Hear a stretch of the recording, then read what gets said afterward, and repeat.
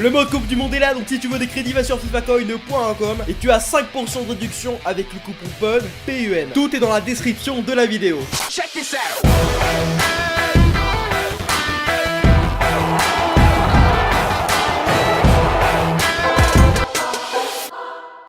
Qu'est-ce que vous voulez que je vous dise, les gars? Bonjour à tous, c'est Pun, très heureux de vous retrouver pour une nouvelle vidéo. Et oui, aujourd'hui, on va parler du match Portugal-Espagne qui vient à peine de se terminer. J'étais parti instant pour faire le débrief. Et gros, j'avais fait mes petites notes et tout. Je me suis dit, bon, ça va, allez, l'Espagne va gagner 3-2. Et Ronaldo, il est là encore, gros. Je ne sais plus comment définir cette personne. Cet homme est surhumain. Alors, on va parler du match, on va parler de tout ce qui s'est passé durant le match. Et ça a été un match stratosphériquement joli à voir, vraiment. J'ai pris ma race à vraiment voir ce match. C'est vrai que les deux derniers matchs, Maroc-Iran et Uruguay-Égypte, c'était pas que c'était chiant à voir, parce qu'il y a quand même eu des occasions sur les deux matchs. Mais là, gros, déjà, il y a 6 buts, tu vois ce que je veux dire. Donc ça s'est fini en 3 partout. Et je vais un petit peu vous raconter le match, tout en vous mettant les occasions à droite. Parce que c'est vrai que je reçois beaucoup de messages et me disent, ouais, mais en fait, quand on clique dessus, on croit que c'est une vidéo où il y a que les actions. Les gars, je vous mets les actions les plus importantes à droite, et à droite, normalement. Comme ça, tout le monde est content, tout le monde est joli et tout le monde est sympathique. Bon, on va commencer du coup avec la première action du match. Le premier fait de match marquant, c'est le penalty de Cristiano Ronaldo qui a été causé par Nacho, d'ailleurs par Nacho Fernandez. Et du coup, ça fait un 1-0 pour Cristiano Ronaldo qui ne tremble absolument pas face à De Gea, hashtag Rudy Garcia. Face à De Gea qui a fait un match assez, je vais pas dire calamiteux, mais c'est vrai que De Gea a manqué vraiment de classe durant ce match. On voit un match plutôt serré, plutôt dominé par l'Espagne avec des contres du Portugal qui font absolument toujours mal. Voilà, Ronaldo, il a une de ses vitesses assez phénoménales. On le voit à chaque fois qu'il part, ça va à 2000 à l'heure. Et au bout d'un moment, Guedes a une très grosse occasion de marquer le 2-0 qui aurait pu tout simplement modifier le cours du match. Ronaldo arrive bien à décaler Guedes et Guedes ne tire pas, il essaie de contrôler et du coup le défenseur espagnol a le temps de pouvoir reprendre Guedes et du coup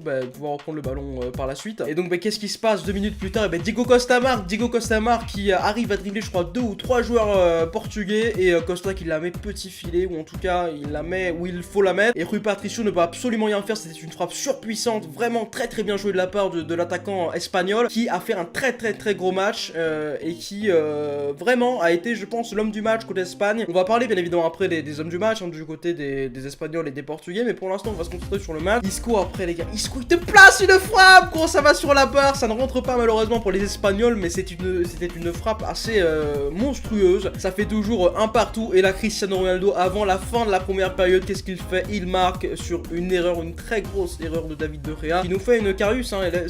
Voilà, il a la même coupe de cheveux, c'est le même style, c'est la même erreur, enfin c'est pas la même erreur, mais wesh les mains, gros. Et je sais pas, gros, tu mets les jambes en mode chelou et si tu les mets, arrête le ballon au moins. Mais non, ça fait 2-1 pour le Portugal. Fin de la première période. Les Espagnols, on sent quand même qu'ils peuvent absolument revenir et c'est ce qu'ils vont faire, puisque après fin de la première période, la deuxième période arrive et là qu'est-ce qui se passe? Diego Costa marque le but égalisateur du 2 partout. C'était sur un coup franc qui arrive à bien se jouer, puisque je crois que c'est Busquets qui la dévie de la tête. C'est Guedes d'ailleurs qui est battu de la tête et du coup Diego Costa arrive à la récupérer et enfin même pas la récupérer, il la pousse au fond des filets. Ça fait du coup 2 partout et là Nacho qui se venge un petit peu, qui marque le but du 3-2, mais un but sensationnel, exceptionnel, un but poteau rentrant. C'était un match assez incroyable à vivre et on se dit bon ça va, on a vécu assez de sensations. Et ben non gros, Ronaldo il est encore là. Et Ronaldo il place son triplé à la 90e ou à la 89e vers ces eaux là. Et De Gea il peut absolument rien faire. De Gea il est parti, il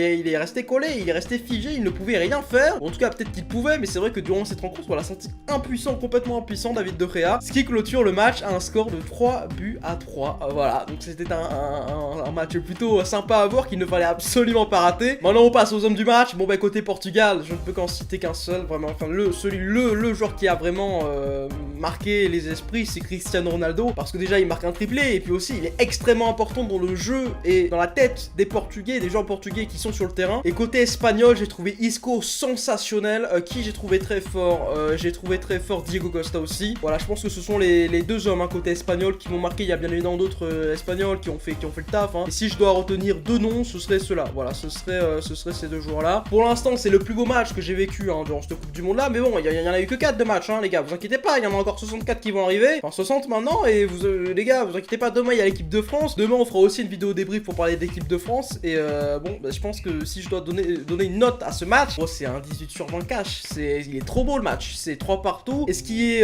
intéressant aussi à se dire, c'est qu'on ne peut pas savoir maintenant qui va être premier du groupe entre le Portugal et l'Espagne, parce que les deux équipes ont fait match nul entre elles, et du coup ça va dépendre, je pense, soit du goal average, soit une cagade du Portugal ou de l'Espagne contre le Maroc ou l'Iran, ce qui va, je pense, peut-être pas arriver, mais on ne sait jamais. On l'a vu, hein, le Maroc qui était quand même archi favori face à l'Iran, bah ils se sont pris 1-0 contre l'Iran. Enfin bref, voilà les gars, j'espère que la vidéo vous a fait kiffer, lâchez le like si vous voulez plus de vidéos comme ça, moi je vous dis à la prochaine, c'était votre Gapon, plein de bisous, peace.